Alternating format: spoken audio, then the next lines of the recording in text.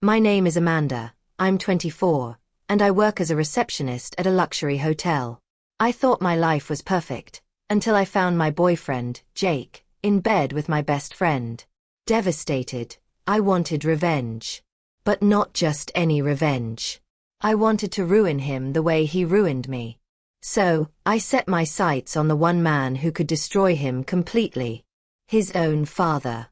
If you are shocked by what you just heard, drop a comment and let me know where you're watching from. Don't forget to hit that subscribe button and turn on notifications so you don't miss what's coming next. I never believed in signs. I believed in schedules, in alarms, in knowing when Jake would be home and what I'd be cooking for dinner. I believed in routines, the kind of routines that keep you safe. But on that Thursday afternoon, the universe didn't whisper. It screamed. I got off work early. A cancelled conference. A lucky break. I even texted him, coming home early. Let's do sushi tonight? Sushi red heart. No reply. That should have been my first red flag. Jake always replied. Even if it was just a thumbs up emoji or a lazy K. I walked through the front door humming a song I don't even remember now. Everything looked the same, our throw pillows slightly lopsided on the couch, my flats kicked off by the door like always. Normal. Until I heard it. That breathy little giggle. High-pitched. Not mine. It was coming from our bedroom. I froze. Then I heard him, Jake, low and laughing. The kind of laugh I hadn't heard in weeks. The kind that used to be just for me. That was the second red flag. Only this one? It bled. I opened the door slowly, quietly, as if the noise might stop if I made too much sound. But it didn't. It got worse. There she was, Layla, my best friend since college. Naked in our bed. Her back arched, her lips open, his hands on her waist. She saw me first. Her eyes widened in horror. Jake. He just turned his head and stared. He didn't even have the decency to look surprised. Shit, he muttered. You weren't supposed to be home yet. I didn't scream. I didn't cry. I just blinked. Like maybe if I closed my eyes long enough, I could unsee it. Layla scrambled for her clothes, muttering apologies I didn't want to hear. Jake didn't even get up. He just sat there on the bed like it was no big deal. Like he hadn't just set my entire world on fire. It didn't mean anything, he said, cool as ever. You've been distant lately. I was drunk. It just happened. It just happened. He said that like spilling a drink or missing a train. Like accidentally screwing my best friend was some sort of passive accident. My hands were shaking. My mouth tasted like metal. I didn't throw anything. I didn't yell. I just nodded, turned around, and walked out of that room like I wasn't dying inside. But something inside me snapped that day. Something I couldn't glue back together with forgiveness or time. He thought I'd cry. He thought I'd beg. He thought I'd shrink. But I had other plans. If Jake wanted to play games, I'd play dirtier. You like betrayal, Jake? Good. Because I'm about to show you what it really feels like. I didn't cry that night. I couldn't. The tears felt trapped somewhere between rage and humiliation. Instead, I lay in bed alone, our bed, now just mine, scrolling through photos of us. Pictures of me and Jake at the beach, at brunch, at his dad's country estate that one time I was allowed to visit. I stared at Jake's smile in every shot and wondered how long he had been lying to me behind it. I wanted him to hurt. But not like some sad, dramatic ex. I didn't want to scream at him in the rain or throw his clothes out the window. I wanted to ruin him. That's when it hit me. Like a lightning bolt through the dark. Michael Carter. Jake's father. I remembered him from that one awkward family dinner last fall. He was tall, silver-haired, commanding. The kind of man who made waiters nervous and women stare a little too long. He wasn't warm, but he was magnetic. Jake had always been weird around him, defensive, insecure, even angry. I never asked why. I wish I had. So I started researching. Michael Carter was a billionaire. Private investments. Real estate. Clean image. Divorced twice. No public scandals. But the deeper I dug, the more intriguing he became. He attended exclusive charity galas, funded art foundations, and most importantly, loved women half his age. Perfect. That weekend, I accidentally showed up at one of those galas. Hair curled, dress skin-tight and crimson. The kind of red that makes men forget their wives' names. I got in using a borrowed staff pass. Perks of working at a hotel with elite clientele. Everyone underestimates the receptionist. I waited by the bar, sipping a drink I couldn't pronounce, eyes scanning the room until I saw him. Michael. Talking to a senator. Laughing without smiling. And then he looked at me. Our eyes met. Game on. He walked over, slow and deliberate. I know you, he said, voice low, dangerous. I tilted my head, feigning confusion. Do you? He smiled. You're Jake's girl, aren't you? Hooked. I was, I said, taking a slow sip of champagne. But not anymore. His eyes flicked over me like I was a painting he was deciding whether to buy. Pity, he murmured, his voice like velvet over broken glass. I gave him a smile that hinted at danger. Not really, I said. Maybe I upgraded. He laughed quietly, leaned in close, and whispered. Careful, Amanda. I'm not the kind of man you play games with. Michael didn't call me for 2 days.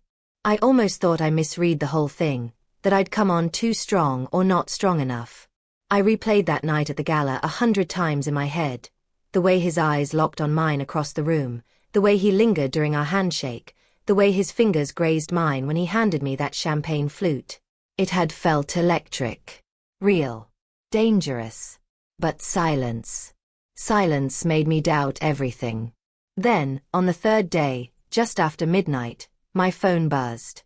Michael Carter. You're still awake. Me. So are you. Michael. Come to the Langford.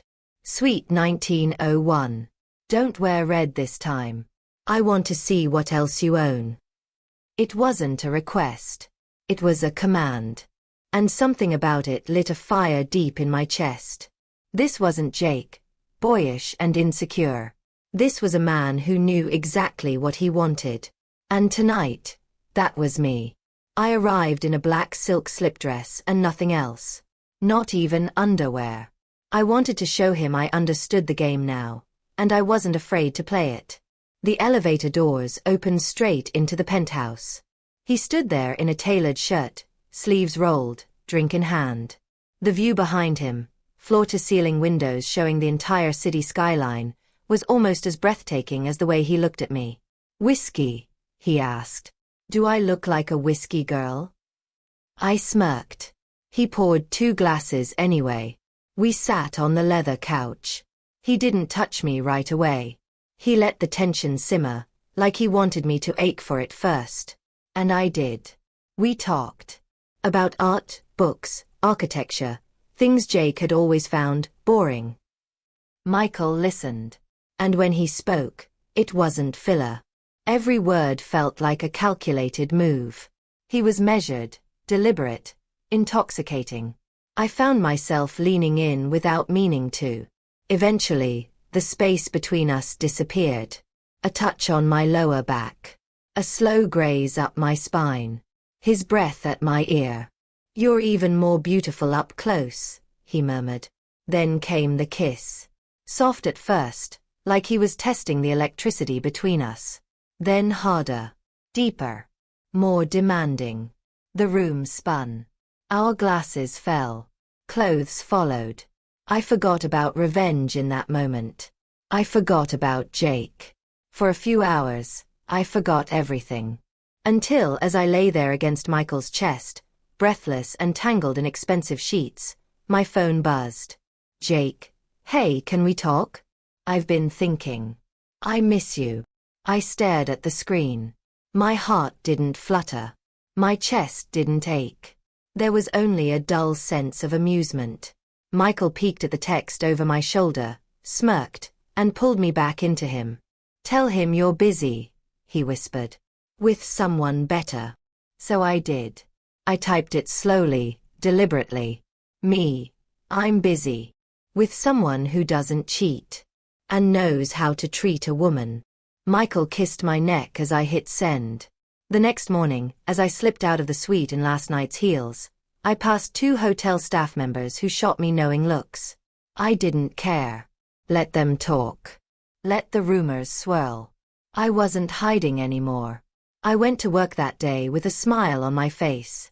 Jake texted again around noon. Then he called. I didn't answer. The silence would drive him mad, and I loved that. That evening, as I settled onto my couch with a glass of wine, my phone rang again. Jake. This time, I picked up. His voice was shaky. "Amanda, have you heard about my dad?" "What about him?" I said casually, swirling my glass. "He's seeing someone new. It's moving fast. I think she's playing him." I almost laughed. "Oh yeah," I said. "Sounds like your dad finally met his match." There was a pause. Then Jake said, more softly, "Amanda, I think she's dangerous. I don't think this is about love." He was right. It never was. The knock on the penthouse door was fast and violent, like a threat in motion. Michael didn't flinch. He stood in the kitchen, shirtless and serene, pouring dark roast into 2 porcelain cups like he had all the time in the world. The soft clink of the spoon against ceramic was the only sound in the room. I sat cross-legged on the marble counter, wearing nothing but his oversized dress shirt and a smirk that tasted like triumph. Another knock. Louder. Angrier. Then came the voice. "Open the damn door, Dad." Michael looked at me, calm and unreadable, his expression somewhere between amusement and indifference. "Let's not keep him waiting," he said, like we were expecting a guest and not a human grenade about to explode in our faces. He strolled to the door, movements precise and deliberate. The kind of confidence that doesn't need to announce itself. And when he opened the door slowly, deliberately, Jake stood on the other side. Eyes red, jaw clenched, breath heaving like he'd run 20 floors just to find out what his gut had been screaming all along. His gaze flicked across the room, scanning. And then it landed on me. Bare legs. Tousled hair. His father's shirt. Realization shattered across his face. "Are you serious right now?" he exploded, stepping into the room. "You're fucking her." Michael didn't blink. He didn't even raise his voice. "Language, son." Jake's fists curled into tight balls. "You're sleeping with my ex? You're doing this to get back at me." I slid off the counter slowly, deliberately, and padded barefoot toward them. "No, Jake. I'm not dating your father to get back at you. I'm dating him to forget you. There's a difference." Jake's face twisted in disbelief. "You can't be serious. This is some sick mind game." Michael took a step forward, placing himself between us. "It's not a game. She's with me now." Jake's rage boiled over. He shoved Michael, hard. Michael didn't retaliate. He just stared. But there was something in that stare that made the air colder. It wasn't anger. It was restraint. Controlled, clinical restraint. The kind you learn when you're used to power. Used to winning. And used to crushing anything that stood in your way. "You think this makes you better than me?" Jake spat, turning to me. "You think he loves you? You don't know him, Amanda. You don't know what he does, what he's done." "Funny," I said, stepping forward, chin high. "You're warning me about your own father. What, you suddenly care about me now?" "I know how he operates," Jake snapped. "And I know how this ends. You're playing a game you won't survive." I tilted my head, studied him. "Oh, sweetie. You think you know how this ends? That's adorable." Michael stepped beside me, wrapping a protective arm around my waist like a silent claim. "You should leave now, Jake." Jake's eyes flicked between us, And for the first time, I saw something I hadn't expected. Fear. "Fine," he said. "Rot in hell, both of you." He turned and stormed out, slamming the door behind him. The silence that followed was loud. I exhaled slowly, trying to steady the rhythm of my pulse. Michael poured another coffee and handed it to me like none of it mattered. "You okay?" he asked. I nodded. But I wasn't sure. Because something had shifted. Jake's face, as he'd looked at me, broken, betrayed, frightened, was burned into my memory. My plan had worked. He was spiraling. But it was something else he said that lingered. "You don't know what he does."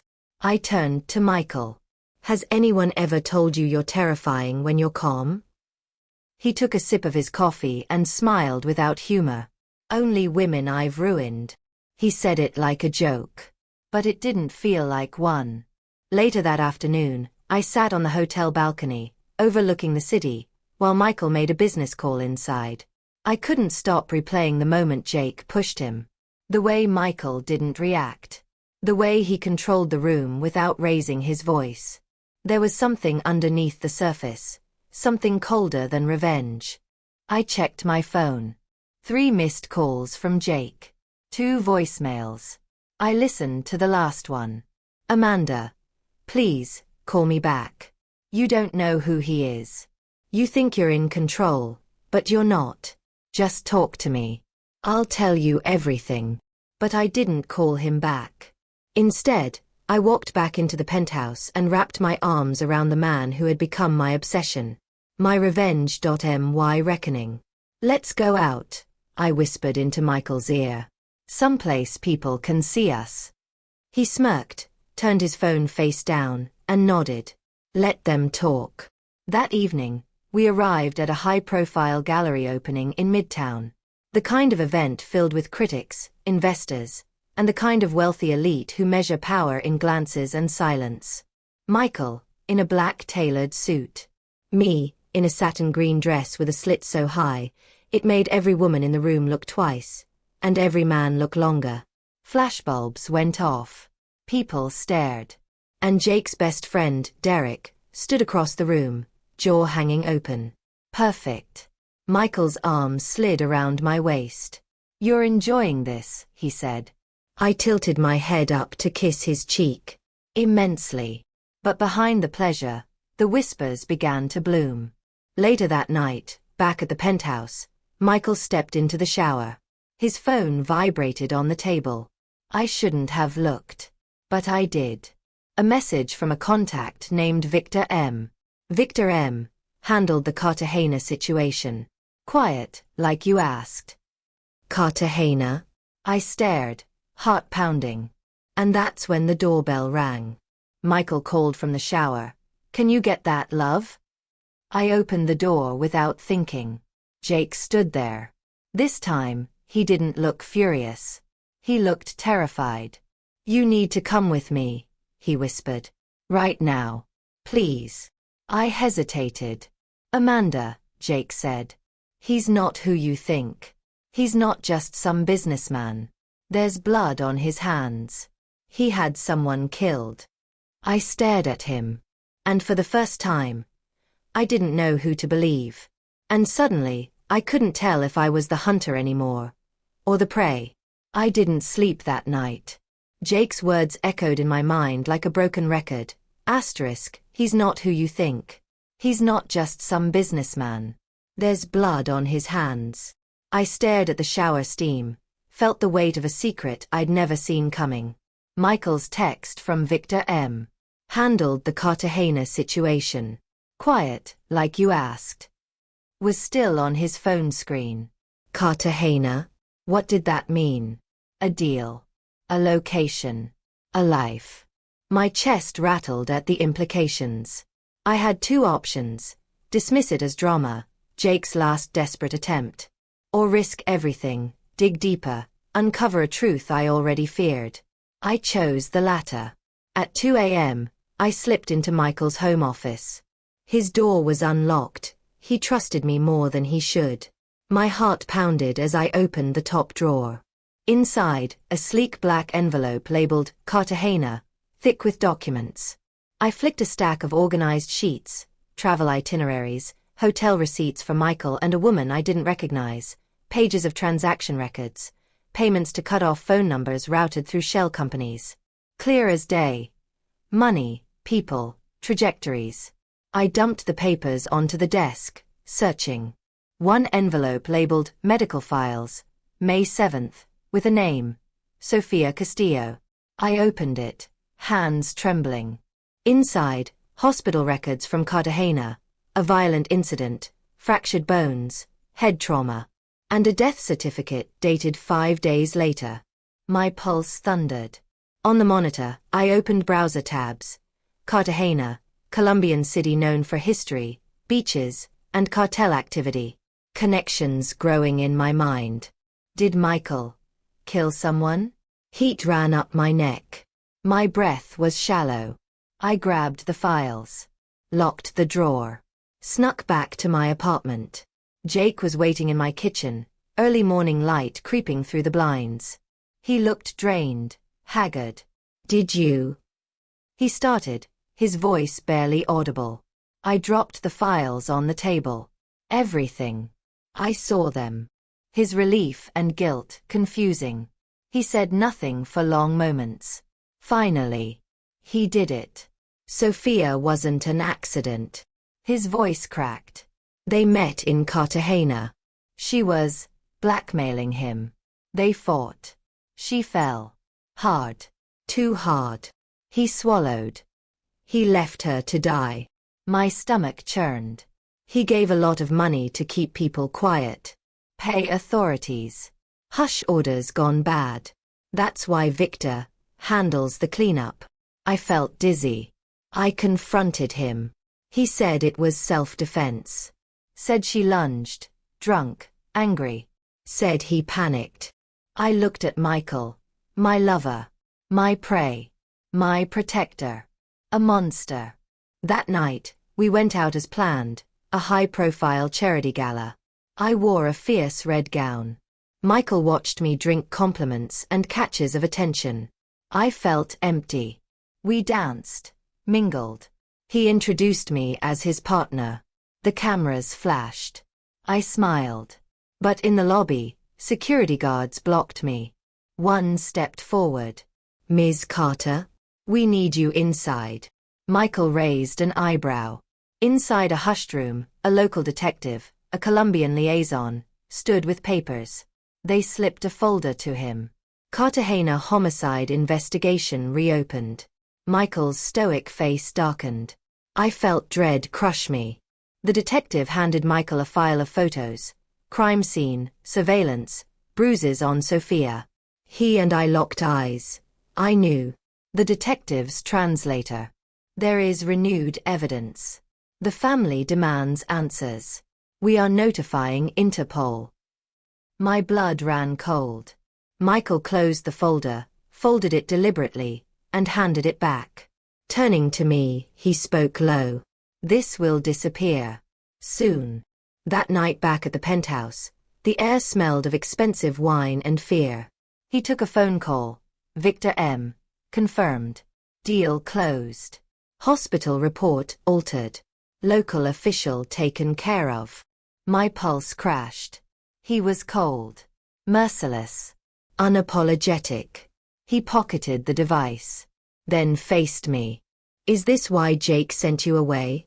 "To warn you." His tone. Neutral. Like discussing weather. I swallowed hard. "Yes," I replied. "I know." He studied me, darkly. My son was protecting his own. I was protecting mine. He paused. "But you chose me." Tremors shook through me. He held my gaze. "Know that as scared as you might be, publicly, privately, legally, you are with me. That gives you protection." It felt like a cage made of velvet and steel. Jake returned, pleading. Guilt bleeding through his words. "You can't stay with him. It'll kill you." I looked at his eyes. Tired, broken.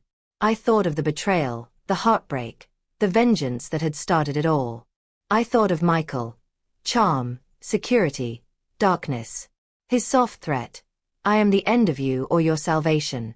I didn't answer. At midnight, I met Michael in the city. He guided me into his car. No words. He drove us to a remote warehouse by the harbor. My heart thundered. He didn't speak as we climbed steep metal stairs. On the rooftop, the lights of the city were distant. He held out a hand. If you stay, he began, voice low, you'll see how deep this goes. You'll see what I built, and who I destroyed. He stepped closer, cold warmth in his eyes. You can leave, he whispered. But I'd rather bring you into the storm. I closed my eyes, felt the wind, felt the abyss yawning beneath me. I'd come this far. I'm not afraid, I said. His smile was slow, dark. Then close your eyes. He kissed me, and I felt the pull. The darkness. The drop. That night I didn't sleep either. My head spinning. I lay beside a man who might be a murderer, whose power and protection sucked me into alliance and corruption. The rain tapped glass. My phone lit. Jake, 3 a.m. Please. I still love you. I stared at the screen. Forgive. Forget. Or do I step deeper, knowing everything may destroy me too? Did I trade one monster for another? Or is this path the only one left now? The storm broke just after midnight. Lightning lit the skyline beyond the Langford Suites' towering glass windows. Michael stood in the shadows, lit only by the city's cold flickers and the soft blue glow from his phone. I watched him from the bed, wrapped in silk sheets, heart pounding. The truth was a noose tightening around my neck, and tonight, it would either hang me or set me free. He turned to me slowly. Jake called again, he said, his voice low and even. Says he wants to talk to you. Alone. I blinked. You let him.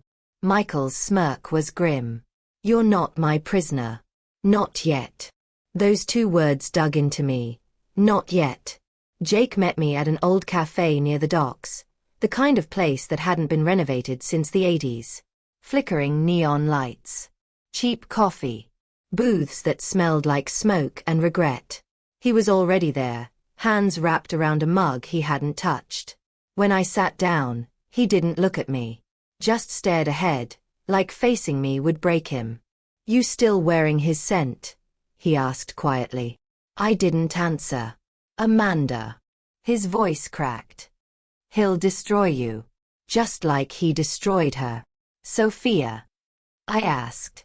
His eyes flicked toward me. Raw. Desperate. I was there.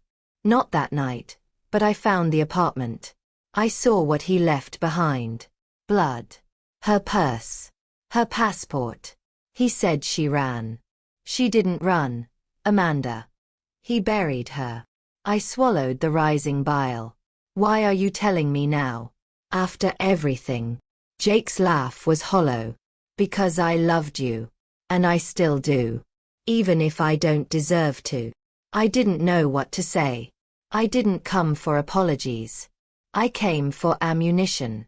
I have a flash drive, Jake said, slipping something across the table. Surveillance footage. Bank transfers. A partial confession. Audio. It's not enough to convict him outright, but if we leak it, we burn him. I stared at the drive. Cold and metallic. It could end Michael's empire. His life. Mine. You think he'll just go down quietly? I asked. Jake looked up. No. I think he'll come for us. Fast and final. Back at the penthouse, I hid the flash drive inside a bottle of face serum in my vanity drawer. Michael poured us both a drink. How was Jake? He asked, studying me. Still dramatic, I said. Still in love. His smile didn't touch his eyes. Did he give you something? My throat dried. No. Just guilt. He watched me for a long time, then nodded. Good. You're too smart for games. Was I? The next morning, Michael's security chief, Victor, showed up unannounced. He was tall, Quiet, snake-like. I always hated how his eyes never blinked. "We have a problem," he said. Michael arched a brow. "What kind?" Victor placed a thin folder on the kitchen island. "Photos. Surveillance. One of them, a grainy shot of me and Jake at the cafe." My stomach dropped. Michael looked at me slowly. "I thought you said you didn't get anything from him." I stood still. Frozen. "I didn't." Victor spoke. "We traced Jake's backup server. He uploaded something last night. We need to wipe it." Michael's voice dropped a note. Steel and threat. "Find it. And if she lied." He didn't finish the sentence. He didn't have to. That night I ran. Took nothing but the flash drive. Slipped out during a fake phone call, down the service elevator, into a cab. I didn't go to the police. I knew better. I went to the press. A trusted investigative journalist named Raquel, the kind that lived for takedowns. I slid her the drive across a cafe table. "Michael Carter," I whispered. "Cartagena. Sofia Castillo. It's all there." She stared at me. "You know this puts a target on your back." It already is. The story broke the next day. Front page. Headlines.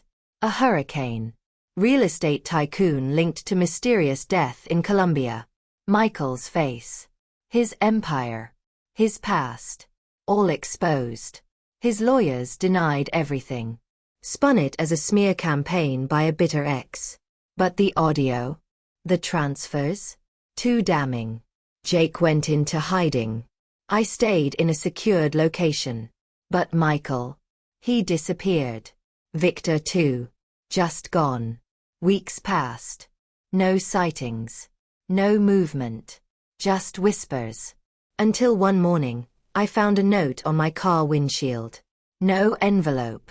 Just a single piece of cream stationery, scrawled in Michael's hand. "You really thought it would be that easy?" I didn't sleep that night. Or the next. I moved apartments. Changed numbers. Hired private security. But I knew. He was coming. One night, alone in the apartment, I found a single red rose in the fridge. No note. No sign of entry. Just the rose. I cried. Not from fear. From knowing that this story would never end. Not really. The final chapter wasn't justice, it was survival. Me. Looking over my shoulder forever. Jake, somewhere in South America under a fake name. Michael. Still out there. Watching. Waiting. Maybe one day, I'll turn the corner and find him standing there. Maybe he'll ask if I missed him. Maybe he'll still think I'm his. But here's the truth. I was never his. And I never stopped being dangerous. He taught me how to burn down an empire. What he didn't expect was that I'd learn how to build my own. If you enjoyed this story, don't forget to like, share, and comment your thoughts below. Would you choose love or loyalty? And don't forget to subscribe for more true secrets every week.